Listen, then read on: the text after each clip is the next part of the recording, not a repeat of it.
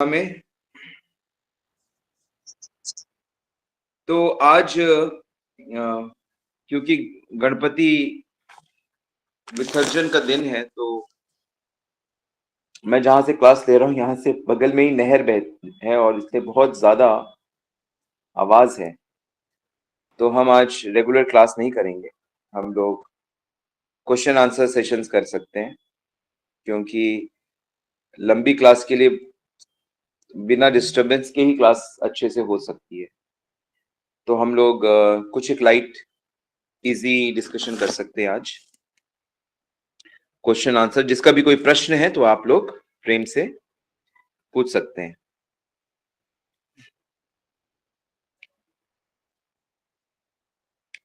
Okay. हरे कृष्णा प्रभु जी। जी इंदु माता जी। मैं आज आपसे एक बात पूछ रही हूँ कि आज श्राद्ध लग गए हैं, तो श्राद्धों में जरूरी है कि पंडित को खाना खिलाए या किसी वैष्णव को खिलाएंगे, बता दीजिए आप। हाँ, तो पंडित भी तो वैष्णव है, भगवान के नहीं भक्तों को, शुद्ध जीवों को जो वेद लेकिन धर्म का पालन कर रहे हैं। हमारे को किसी ने बोला है कि पंडित चाय पीते हैं, तो ऐसे पंडित को नहीं, खाना ऐसे नहीं खिला। देखिए, ऐसे चाय वाय का इतना कुछ वो फर्क नहीं पड़ता ज्यादा उनका। अच्छा हाँ, चाय कोई इतनी कोई खराब चीज नहीं है उन लोगों के लिए। ऑफकोर्स हम लोगों के लिए नशा है और हम लोगों के लिए ये है, लेकिन अगर उनका व्यवहार अच्छा है, वो लालची नहीं है और धर्म का पालन करते हैं, अपना मंत्र जप करते हैं, पूजा पाठ करते हैं, तो ठीक हाँ, है। मंत्र जप तो करते हैं, उनको तो हम जी जी। देखते हैं। जी जी मंत्र, बिल्कुल। तो कोई वैसी दिक्कत तो नहीं आएगी ना, नहीं मतलब नहीं नहीं, जैसा। कोई दिक्कत नहीं अच्छा, है। एक बात और उन्होंने बताई कि जो एकादशी का श्राद्ध है, जो जी जी। एकादशी को जो श्राद्ध है वो नौमी को करना है, ये और बता दीजिए आप हमें। देखिए, ये तो कर्मकांडी पंडित ही इसका सही व्याख्या कर सकते हैं। हम दो विधि है। देखिए, आपको प्राप्त क्या करना है? हमको प्राप्त करना है, क्या प्राप्त करना है? हम जिस आत्मा के प्रति भोजन करवाना है आप, उसकी शांति मिले उसको, और क्या। वो तो आपके माला करने से ही प्राप्ति हो रही है। अच्छा, हाँ जी, आप कुछ भी मत करिए तो भी हो रहा है सब कुछ आपका, क्योंकि आपने आपने अभी भगवान की शरण ले लिया, प्रभु का नाम ले रहे हो। प्रभु नाम करने का मतलब है आपने सब कुछ कर लिया। अच्छा। फिर भी, हाँ, फिर भी लोगों को इसलिए करना चाहिए, क्योंकि अगर नहीं करेंगे तो फिर विधियां टूट जाएंगी, नियम वगैरह धर्म का लोप हो जाएगा। हाँ जी। तो बस इस कारण से करना है, लोक शिक्षा के लिए करना है। बाकी आपके जो पितरी हैं, पितृ पक्ष के हैं, जो भी हाँ। पहले के, वो सब बहुत प्रसन्न है आपसे। उनको, अच्छा, हाँ जी माता जी। हम तो एकादशी को तो 26 माला करते हैं, हम्म, 25 तो करनी करनी होती है, लेकिन हम एक एक्स्ट्रा करते हैं। बहुत और अच्छा। वैसे 16 माला होती है, कभी 17 भी कर लेते हैं। और एक हम इस कौन से वो लाए हैं काउंटर, तो जब जैसे माला हो जितने जाती है भी ना उसके। आपके इस प्रश्न के माध्यम से मैं सभी भक्तों को ये कहना चाहूंगा कि कर्म कांड की विधि कोई परफेक्टली भी करे, बिल्कुल सारे नियम व्रत तप बिल्कुल परफेक्ट करे, तो भी भगवान उससे ज्यादा प्रसन्न होते हैं जो प्रतिदिन उनका नाम लेता है। हाँ जी। ये शास्त्रों का निर्णय है। योगी नाम नृप निर्णिताम हरि नाम अनुकीर्तनम एतन्नी निर्विधि माननम इच्छिताम अकुतो भयम। योगी नाम नृप निर्णिताम हरि नाम अनुकीर्तनम। योगियों ने, ऋषियों ने जो फाइनल अपना कंक्लूजन दिया है कि जो मनुष्य भगवान का प्रतिदिन प्रेम भाव से, निष्काम से प्रभु का नाम लेता है, वो उसने सारे वेदों के सार को पकड़ लिया है। क्योंकि जितने भी मनुष्य धर्म कर्म क्यों करते हैं? इसलिए कि उन्हें पाप न लगे, हाँ। उन्हें उन्हें पाप न लगे और उनके पुण्य बढ़े। लेकिन जिसने भगवान की शरणागति ले ली, जो भगवान का ही हो गया, तो अब वो तो पाप पुण्य से तो ऊपर आ गया ना वो। हाँ जी। अब आप आगे चल के बस आप गुरु परंपरा में दीक्षा ग्रहण करिए, तो दीक्षा हाँ, वो ग्रहण कह रहे हैं करने, चाय छोड़ दो तो हम आपको दीक्षा भी दिलवा देंगे। चाहे अभी आज ही से छोड़ दीजिए आप। आज ही से चाय गणपति विसर्जन में विसर्जित कर दीजिए इसको। चाय भी पंडित जी पी को, तो सिर में पंडित जी दर्द को होने लग पीने जाती दीजिए, है। आप छोड़ दीजिए, ठीक है। अच्छा, एक ये आप जो बोलते हो हरि बोल, इसका क्या मतलब, ये क्या मतलब मतलब है इसका? कृष्ण का नाम लो, हरि का नाम लो, प्रभु का नहीं नाम नहीं, लो। थोड़ी थोड़ी देर में सब बोलते हैं ना हरि बोल, हरि बोल, हाँ उसका वही, तो मतलब हरि समझना बोल है। का मतलब ये होता है कि प्रभु नाम ऐसे ही चलता रहे सब। अच्छा, ठीक है, मेरा फोन आ गया। कंठी माला के रूल्स। कंठी माला जो है, पहले तो कंठी माला तुलसी की होती है, तुलसी कंठ में माला। और तुलसी जो है वो भगवान ने नियम बनाया है कि मैं इस भौतिक जगत में कोई भी पदार्थ बिना तुलसी के मैं स्वीकार नहीं करूंगा। तो हम अपने शरीर को भगवान की सेवा में लगा रहे हैं, इसलिए कंठी से हम उसका भोग लगा रहे हैं। जैसे भोजन हो गया, जल हो गया, नैवेद्य हो गया, उसमें हम तुलसी पत्र से, तुलसी माता की शरण में जाके हम उन्हें भगवान को अर्पित करते हैं कि हे माँ, आपको भगवान बड़े प्रिय हैं, कृष्ण आपको, आप कृष्ण की परम भक्त हो, तो हमारे इस भोग को भी भगवान तक पहुंचा दो। तो तुलसी धारण करने से तुलसी हमें विशेष कृपा करती है। तो जो भी न खाने वाली चीजें हैं, दूषित चीजें हैं, वो हमारे कंठ से नीचे ना जाए और हमारी मुख से कोई गलत बात ना निकले, गलत चीजें ना निकले। तो मूलतः शरीर को भगवान को समर्पित किया जा रहा है, और इसलिए जो भी तामसिक वस्तुएं हैं, प्याज लहसुन आदि, या मसूर की दाल आदि, या फिर मीट मछली अंडा आदि, तो ये सब जो नहीं खा, जिसने ऐसा संकल्प लिया है, उसी को तुलसी धारण करनी चाहिए। और 2 राउंड तुलसी पहननी चाहिए जनरली। और जिसने दीक्षा ग्रहण कर ली है, गुरु के आगे वचन लिए है कि मैं 4 नियमों का पालन करूं, और 4 नियम तो है ही सबके लिए, नशा नहीं, जुआ नहीं, मांसाहार नहीं, और पर स्त्री पर पुरुष का संग नहीं। तो ये नियम अगर आप पालन करते हो तो आप कंठी माला पहनना चाहिए, और नहीं करते तो नहीं पहनना चाहिए।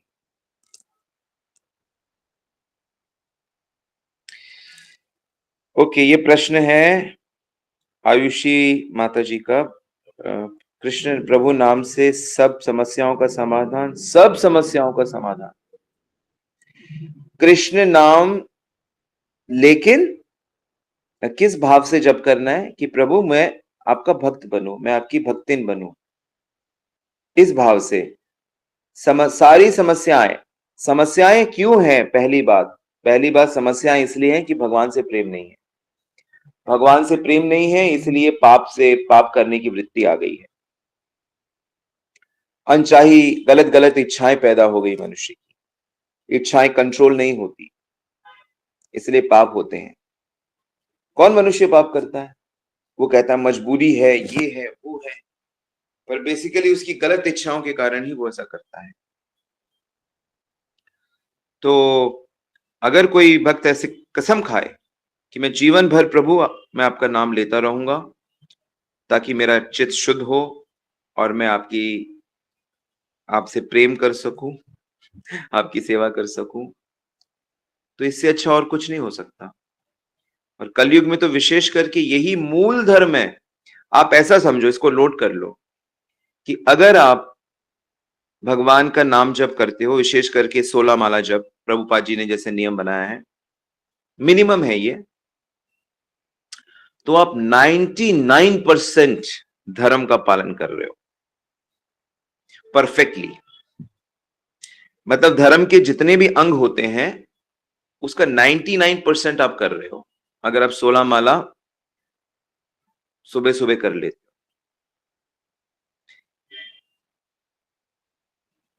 आपका हृदय बहुत जल्दी पवित्र हो जाएगा, बहुत जल्दी प्रेमी बन जाओगे आप खुद सोचो। मुझे मालूम नहीं, अ, आयुषी माता जी कितने साल की हो आप?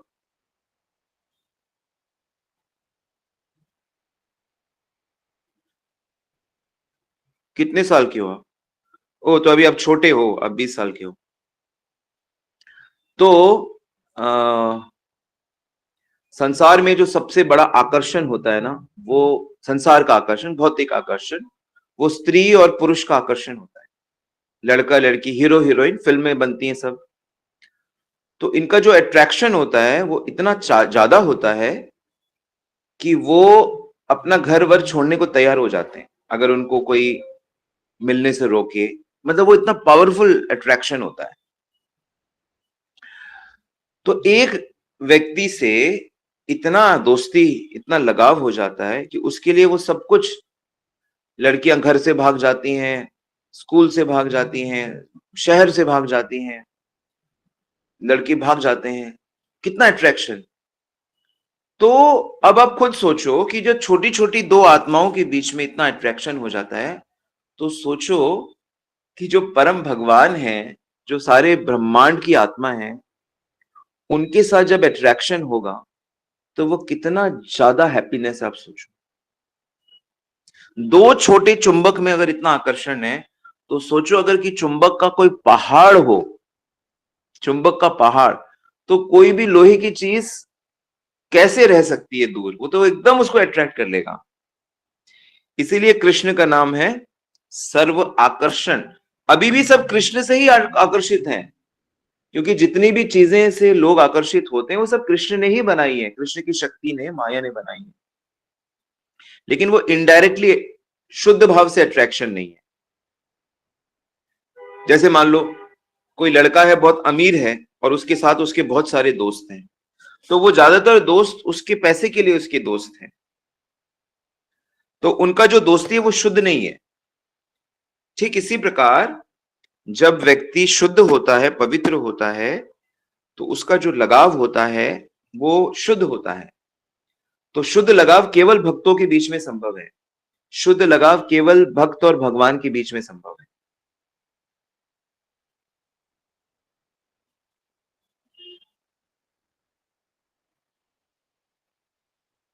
ठीक है, तो मैंने ये समझाने की कोशिश करी कि भगवान से जो आकर्षण है वो सबसे इंपॉर्टेंट होता है जीवन का, और वो आकर्षण भगवत नाम करने से, भगवत भक्ति करने से होगा। और और जो भगवान का नाम लेगा, जो भगवान की भक्ति करेगा, तो उसके जीवन का संचालन भगवान करेंगे। और जो भक्ति नहीं करेगा, कर्म करेगा, तो उसके कर्मों का फल उसके जीवन का संचालन करेंगे। अब आप देख लीजिए आपको किसके हिसाब से अपना जीवन का संचालन करना है। Okay, all the best. Okay, Pragya माता जी का प्रश्न है, जिनको न चाहते हुए भी बाहर का भोजन करना पड़ता है तो क्या करें? न चाहते हुए भी बहुत संसारी चिंतन चलती रहती है, भक्ति को छोड़कर बिना माला के माला कैसे करें? बिना माला के माला कैसे करें, तो उसके लिए काउंटर रख सकते हैं, या छोटी माला ले सकते हैं, या उंगलियों पे कर सकते हैं। पर सबसे पहले एक संकल्प लेना होगा, एक व्रत लेना होगा कि मुझे इतनी माला करनी है। चाहे एक माला हो, चाहे दो माला हो, चाहे 4 माला हो, चाहे 16 माला, पर कहीं से तो शुरू करना होगा। ठीक है, तभी आप मेरी क्लास के स्टूडेंट हो। तो जिसने जिसने संकल्प नहीं लिया है, तो अभी फिर थोड़ा सुनो और समझो। अब है कि बाहर का खाना पड़ता है तो बाहर का खाइए, लेकिन भगवान को याद करके, और गलत चीजें मत खाइए। कोशिश करिए कि बिना प्याज लहसुन वाली चीजें खाएं, गंदी चीजें ना खाएं, ऐसे कोशिश करिए। पर तब भी अगर जबरदस्ती खाना पड़ता है तो फिर उसको कम करने की कोशिश, या फिर अपना बना के ले जाओ घर से, और क्या। या अगर किसी ढाबे में खाते हो, या तो उसको बोलो कि भाई ऐसे बना के लो, 10-20 रुपए एक्स्ट्रा ले लो, ये मत डालना। एडजस्टमेंट थोड़ा करना पड़ेगा, निर्णय लेना पड़ेगा, और व्यवस्था हो जाएगी। न चाहते हुए भी संसारी चिंतन में चलती रहती है भक्ति। नहीं नहीं, संसारी चिंतन सभी का चलता है, लेकिन भक्त को बार बार अपना चिंतन भक्ति में लाना है। भक्त को संसारी जो चीजें हैं उसे काम से काम करना है बस, और अपना जो मन है वो कृष्ण में लगाना है। ये आपको सीखना होगा। ठीक है, तो विद प्रैक्टिस आप सीख जाओगे। हरे कृष्णा। एक प्रश्न आया है प्रभुनाथ प्रभु का, कानपुर से है। प्रभु जी, किसी ने हमसे प्रश्न पूछा है कि पितृपक्ष में श्री भगवान या देवी देवता का पूजन करना चाहिए या नहीं करना चाहिए। देखिए, हम लोग भगवत भक्ति कर रहे हैं, भगवत भक्ति में कोई रुकावट नहीं है, कहीं पे कोई रुकावट नहीं है। क्योंकि हम समाज में रहते हैं तो समाज में कभी कभी सूतक लगता है और उसका बड़ा पालन किया जाता है, तो उस अवस्था में हम अपने विग्रहों की सेवा नहीं करते और उनके लिए भोजन नहीं पकाते। वो भी कहां पे, जहां पे हमारे आसपास ऐसे लोग होते हैं जो उनका नियम का पालन करते हैं। भक्तों के लिए वो भी जरूरी नहीं, क्योंकि भगवत विधि है। दीक्षा लेने के बाद आप भगवान के परिवार में आ जाते हो, तो दूसरे दूसरे लोग चाहे जो कहें, जो पालन करें, करते रहें, लेकिन हम लोग भगवान की भक्ति कभी भी रोकते नहीं है। और जहां तक देवी देवताओं का प्रश्न है, तो देवी देवताओं के उनके अपने नियम होते हैं। हम लोग तो देवी देवताओं की ऐसे पूजा करते नहीं है, उनको प्रणाम करते हैं और उनसे भक्ति का आशीर्वाद मांगते हैं, तो कोई बाधा नहीं है।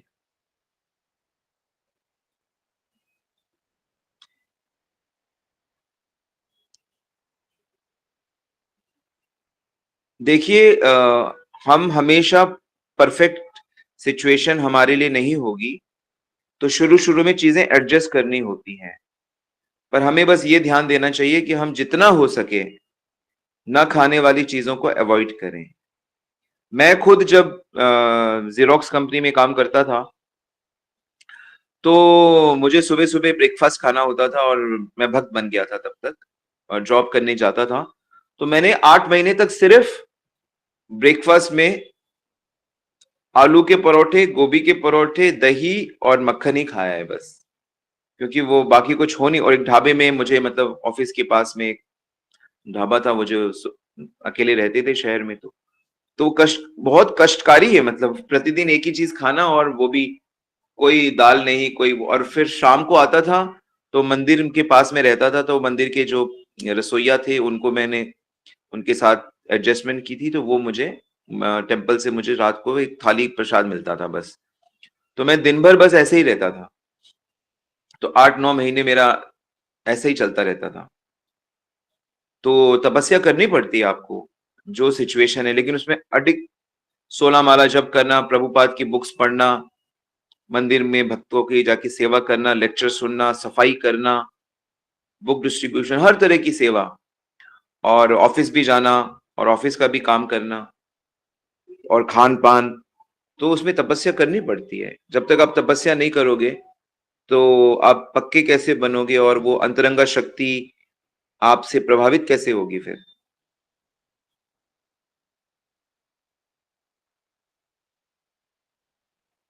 प्रश्न है नवरात्रि के पूजन के बारे में। देखिए, जो हरि भक्ति कर रहा है उसको ऑलरेडी देवी का प्रसाद मिल चुका है। किसी भी भगवान के अंदर ही सारे देवी देवता रहते हैं। जितने भी देवी देवता हैं, जितनी भी देवियां हैं, वो सारे हरा, जो आप हरे कृष्ण बोलते हो, तो वो हरे यानी हरा से बना है। हरा यानी कि भगवान की अंतरंगा शक्ति। तो हरे कृष्ण बोलने से सारे देवी देवता प्रसन्न हो जाते हैं। यथा तरोर मूला निषेचनेन तृप्यन्ति तस्य भुजोपशाखा प्राणोपहारम यथेन्द्रियाणाम यथा अच्युत्य। ऐसे ऐसे श्लोक है जिसका मतलब है कि जैसे पेड़ की जड़ में पानी डालने से सब जगह जल पहुंच जाता है, डालियों में, पत्तों में, तने में, फल में, फूल में, सब जगह पानी पहुंच जाता है।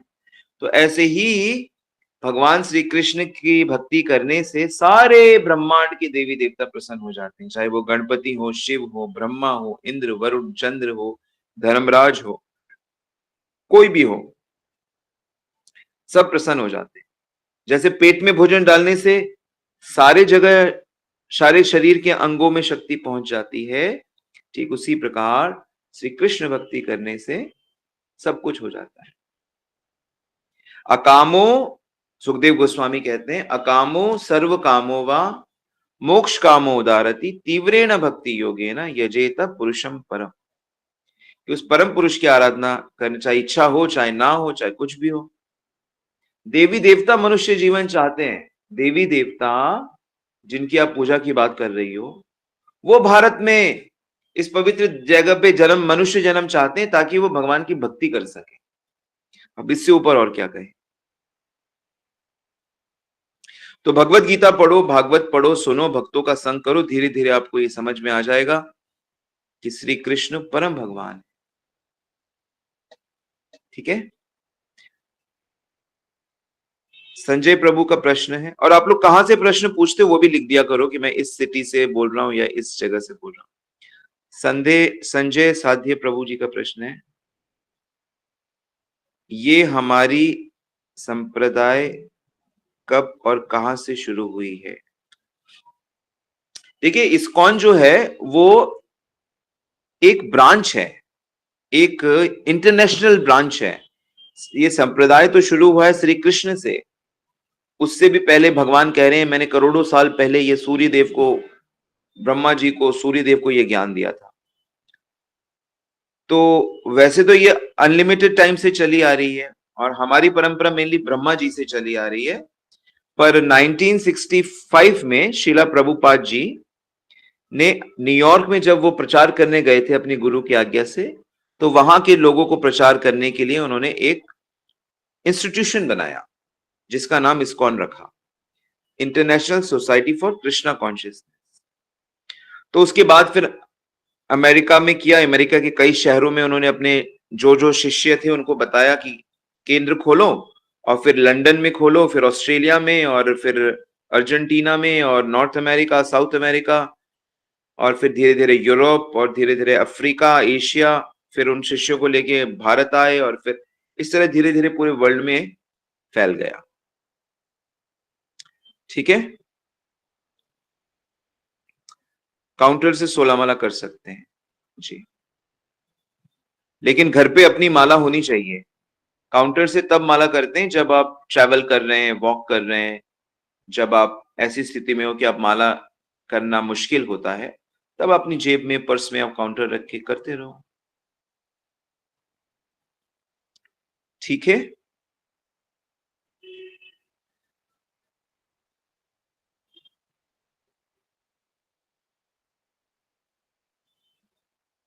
माला नहीं है तो आप माला खरीदिए, या हमें अपना एड्रेस भेजिए, आपको कुरियर कर सकते हैं।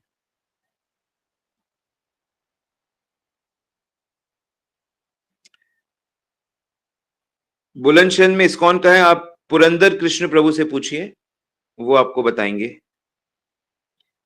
पुरंदर कृष्ण प्रभु।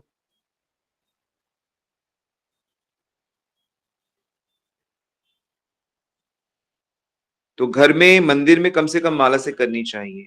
ठीक है, उसके अलावा काउंटर से करना चाहिए।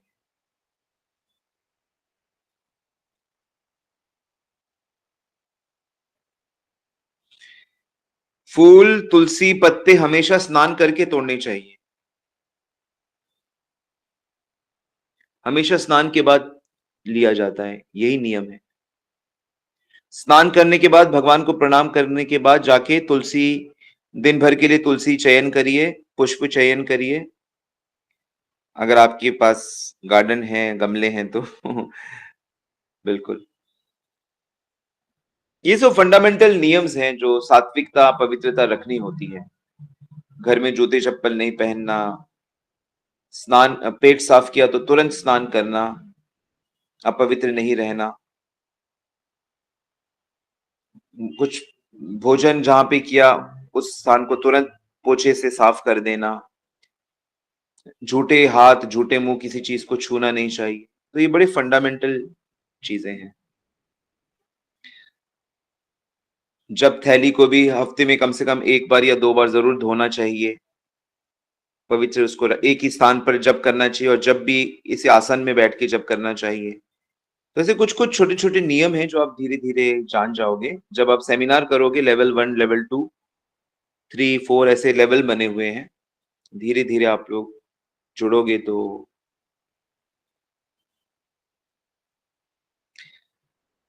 प्रश्न है कि मैंने अपना शरीर मेडिकल कॉलेज में इसके लिए दिया है, तो मेरी आत्मा की मुक्ति।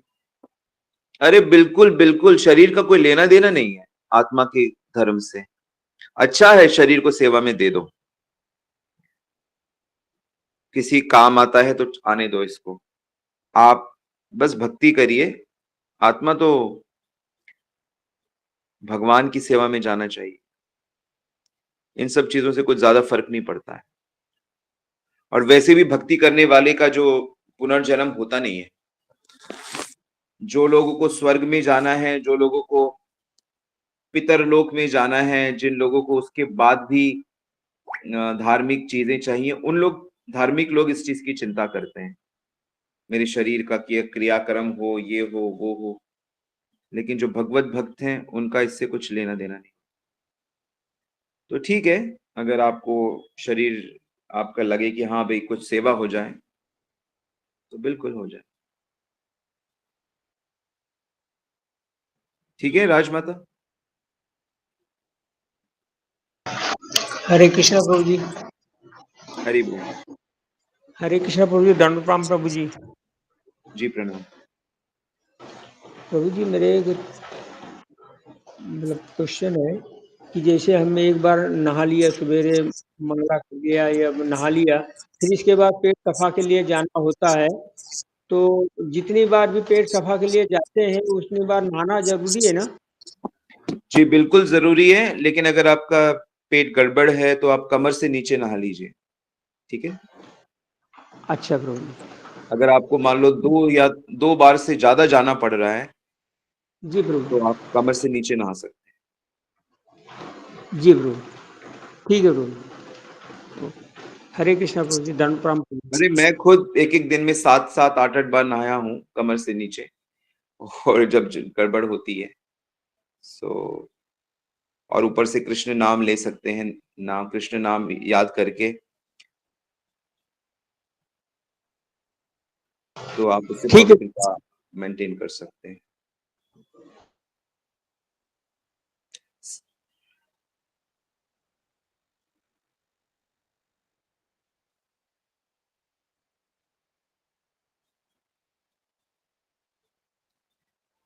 प्रश्न है गाजियाबाद से राम किशोर प्रभु का, गणेश भगवान को घर में लाए और ध्यान पूजा करके विसर्जन करना ठीक है, कृपया बताएं। देखिए गणेश जी जो हैं वो विवेक के देवता हैं। गणेश जी ने ही ये सारे शास्त्र लिखे हैं। व्यासदेव ने गणेश जी से प्रार्थना करी और बद्री विशाल में वहां बैठकर इन लोगों ने सारे पुराण लिखे, महाभारत लिखी। गणेश जी शिव के पुत्र हैं, विवेक के देवता हैं। लेकिन उनका जो उनकी अलग से पूजा की आवश्यकता नहीं, अलग से उनकी मूर्ति पूजा करना, उसका विसर्जन करना, ये आवश्यक नहीं है। वो क्या कह रहे हैं, वो खुद कृष्ण भक्ति कर रहे हैं, वो खुद राम जी की भक्ति कर रहे हैं। भगवान शंकर खुद भगवान की भक्ति कर रहे हैं, कृष्ण की, विष्णु की, राम की भक्ति कर रहे हैं।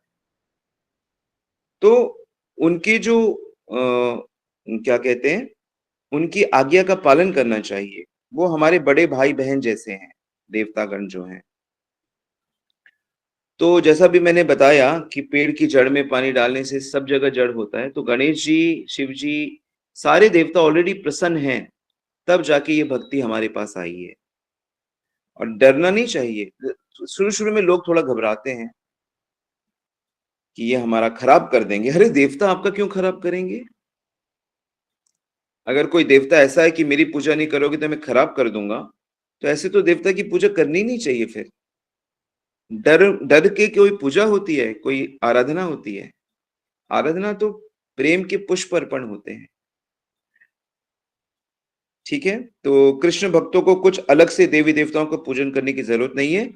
लेकिन उनके पर्वों में अगर ऐसा मौका मिलता है कि उनके किसी कार्यक्रम में जाना पड़ता है, तो वहां प्रभु भक्ति की उनसे प्रार्थना करनी चाहिए। और वहां पे जो जिस प्रकार की सेवा आपसे अपेक्षित है, वो सेवा भाव से आपको करनी चाहिए। तो यही व्यू है सारे देवी देवताओं के प्रति। और सभी देवी देवताओं के प्रति क्यों, जो दूसरे धर्म हैं, दूसरे कार्यक्रम हैं, समाज की सेवा के अंग हैं, उनके प्रति भी यही भाव रखना चाहिए कि एक आदर्श समाज के व्यक्ति होने के नाते निस्वार्थ भाव से जितना आपका आपकी एक अंश होना चाहिए समाज सेवा के लिए, आपको करना चाहिए और अपनी भक्ति की प्रार्थना करते रहनी चाहिए। ठीक है?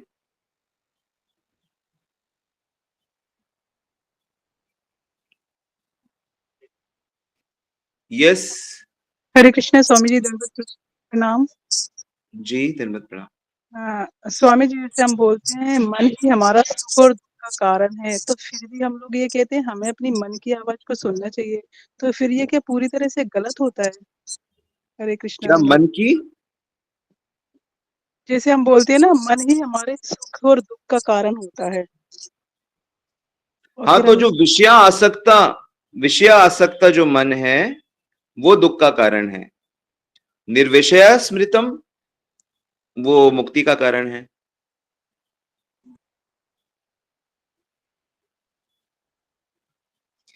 तो मन अगर भगवान में लगा है तो वो सुख का कारण है। मन संसार में, संसार के लोगों में, वस्तुओं में लगा है तो दुख का कारण है। तो मन की सुनना तो बिल्कुल भी नहीं चाहिए। मन की सुनोगे, हाँ, मन नाम के लिए अगर प्रेरित कर रहा है, सेवा के लिए प्रेरित कर रहा है, आध्यात्मिक क्रियाओं में अगर मन लगना चाहता है तो उसको लगाना चाहिए, बिल्कुल, लेकिन उसके अगेंस्ट नहीं। भौतिकता में तो बिल्कुल नहीं सुननी चाहिए। अपने गाल में थप्पड़ मारो। क्या कर रहे हो मेरे मन? लोग कहते हैं कि मन को मार के नहीं जीना चाहिए, मन को मार के लोगों का ऐसा मानना, वो गलत थिंकिंग है। बिल्कुल।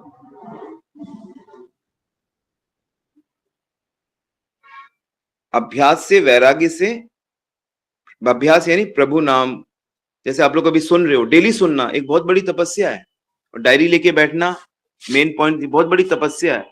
लेकिन इसी तपस्या से आप चीजों को जान पाओगे। जैसे मैं बार बार कहता हूं, लिखना बहुत जरूरी है, कम से कम 1-2 पॉइंट। क्या आपने इस बात को पकड़ा कि जब तक हम अभ्यास नहीं करेंगे तो हमारा मन कंट्रोल में नहीं आएगा?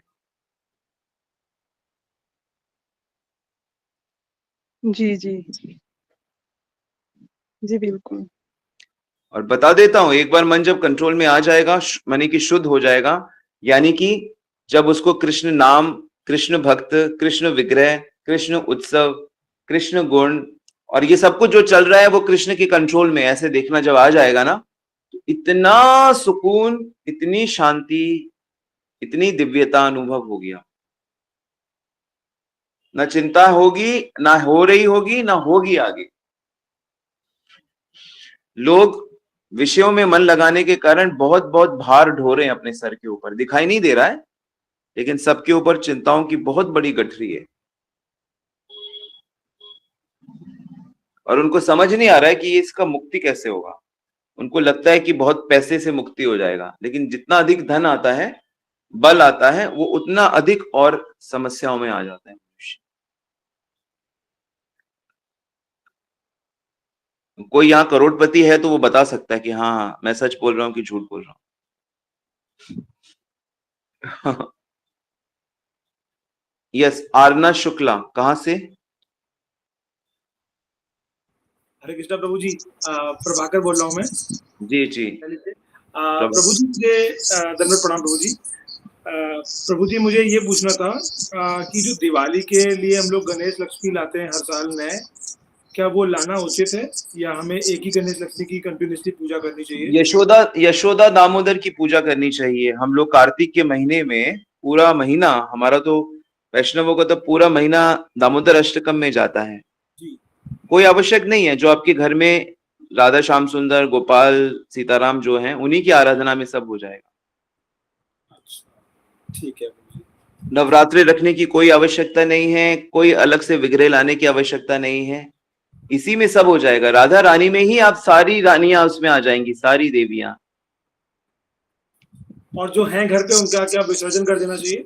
हाँ, अगर सही उसमें मौका मिले तो ऑफ कोर्स उनको प्रणाम करके, उनसे आशीर्वाद लेके उनको विसर्जित करना चाहिए, या फिर अगर कोई दूसरा सेवा करना चाहता है तो वहां भी दे सकते हैं या विसर्जित कर सकते हैं, कोई दिक्कत नहीं। हरे कृष्ण। अनन्य भक्ति करनी है ना। भक्ति कैसी होनी चाहिए? अनन्य। व्यवसायत्मिका बुद्धि एके कुरु नंदना, बहुशाखा अनंतश्च बुद्धियो अव्यवसायिनाम। अगर बुद्धि बटी रहेगी बहुत सारी चीजों में तो वो भगवान में फोकस नहीं हो पाएगा, शरणागति नहीं हो पाएगी। जो जिसके बहुत सारे दोस्त हैं उसका कोई दोस्त नहीं है। एक जगह एक देवो वासुदेव क्या पुत्रम, देवकी न पुत्रम। तो एक बुद्धि एक तरफ होनी चाहिए। अनन्य भक्ति की बात गीता में कही गई है, ठीक है? घबराना नहीं चाहिए, यही तो बंधन है और क्या है।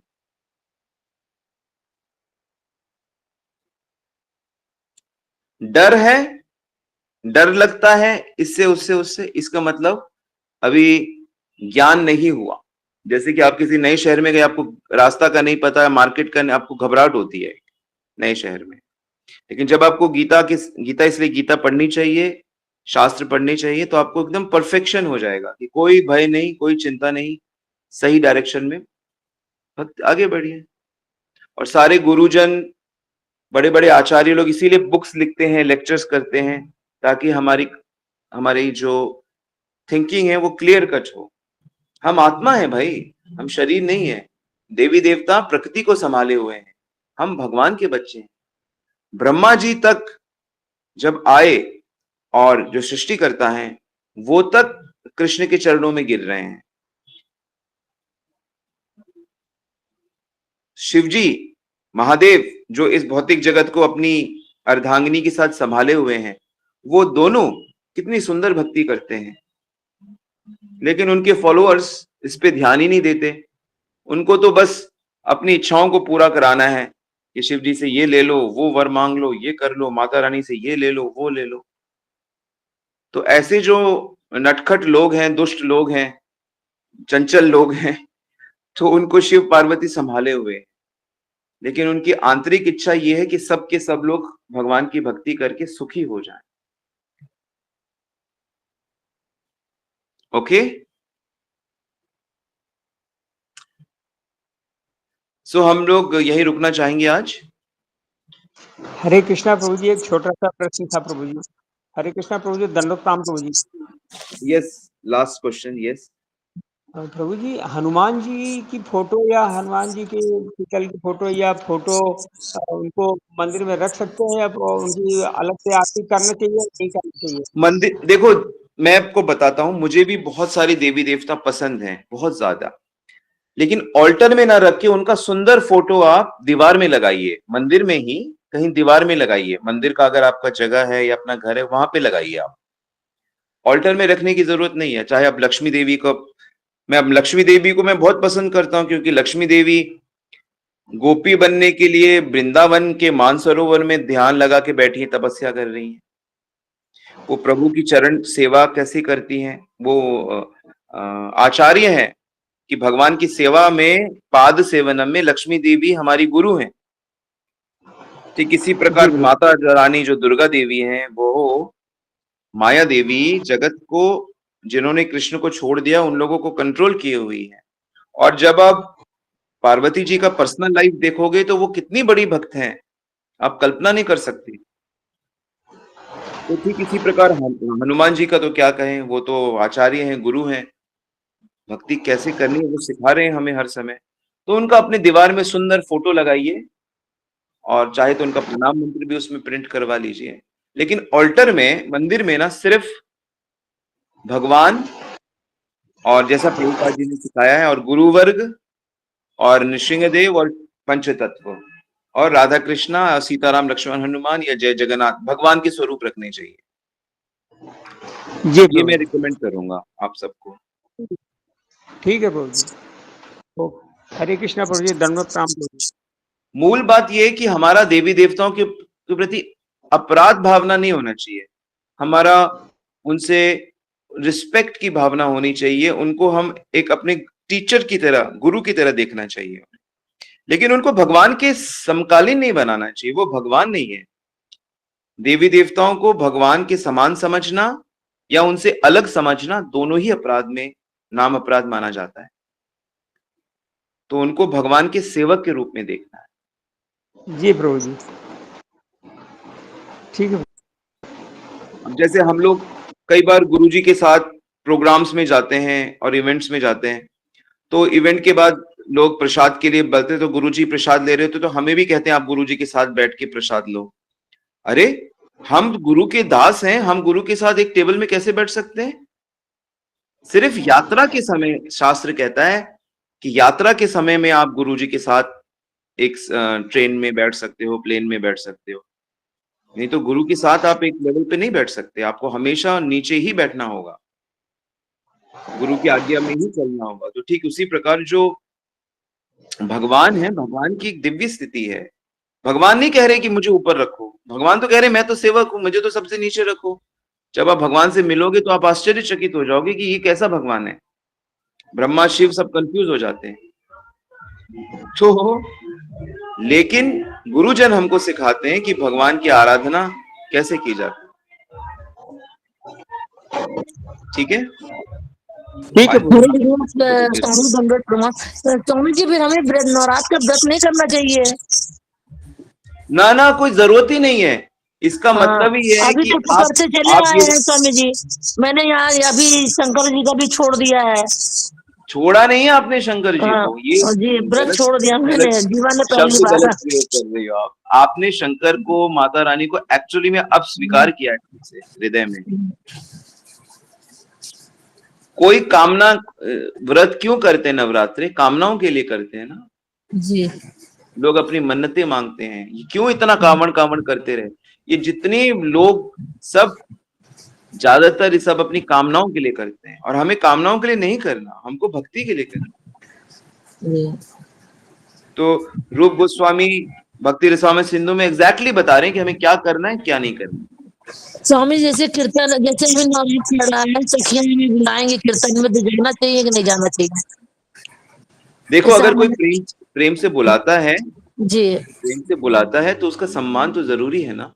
हाँ जी, अभी तक तो जाते थे, यही हमारे मन में शंका। बिल्कुल सम्मान जरूरी है, लेकिन अगर वो ऐसी चीजें खाते हैं जो भक्ति के लिए, हम मान लो वो शुद्धता का पालन नहीं करते, या नहीं, व्रत में लहसुन प्याज तो कोई नहीं खाता। हाँ, तो बस अगर आप शुद्धता का पालन करते हैं तो आपको सबका सम्मान करना चाहिए जी, और वहां पे जाके भी कृष्ण भक्ति का प्रचार करना चाहिए। मैं तो करती हूँ, सबसे बात करती हूँ, बताती हूँ। ऑल राइट, हरे कृष्णा, शुभकामनाएं, हरे कृष्णा, धन्यवाद, प्रणाम। अच्छा, कल्पितरूपेश्च कृपा सिंधु।